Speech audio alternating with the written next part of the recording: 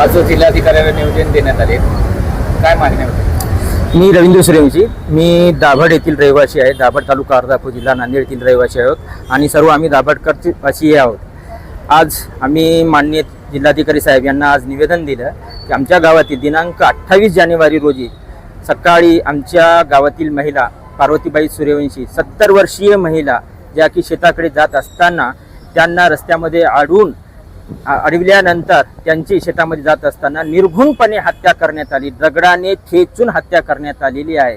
आणि जो 28 जानेवारीपासून जो आरोपी होता तो जात असताना त्यांच्यासोबत जात असताना CCTV मध्ये आलेला आहे, फुटेजमध्ये आलेला आहे आणि तो व्यक्ती आढळून आलेला आहे, सापडलेला आहे, दिसत आहे. आणि तरी तो मारेकरी जो आहे आजपर्यंत अटक करण्यात आलेली नाही, अटक झालेली नाही. पोलिसांकडे गेला असता ते पोलीस तपास चालू आहे असं सांगत आहेत. 8 दिवस झाले अजून कुठलाही प्रकारचा तपास झालेला नाही आणि तो मारेकरी अजून सापडलेला नाही. आज आमच्या गावातील सर्व जे महिला आहेत, महिला वर्ग संपूर्ण त्याच्यामध्ये दहशतीचं वातावरण आहे. शेताकडे आज कुठलीच महिला जात नाही. आज आपण पाहता 70 वर्षीय ज्या महिला जर सुरक्षित नाही तर बाकीच्या महिलांचं काय? त्यामुळे आज गावातील इतरत्र जे महिला आहेत सर्व घरामध्येच आहेत आणि बाहेर सुद्धा निघत नाहीत.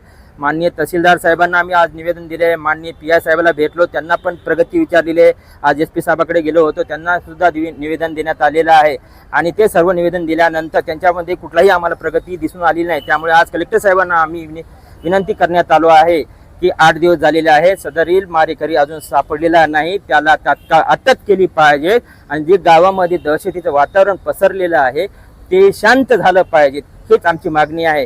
कारण हे राज्य जर समजा सुरक्षित महिला सुरक्षित नसतील तर या राज्यामध्ये तर इतरांचं काय? 70 वर्षीय महिला जर आज इथं सुरक्षित नाही तर आज लेकीबाळीचा काय प्रश्न आहे?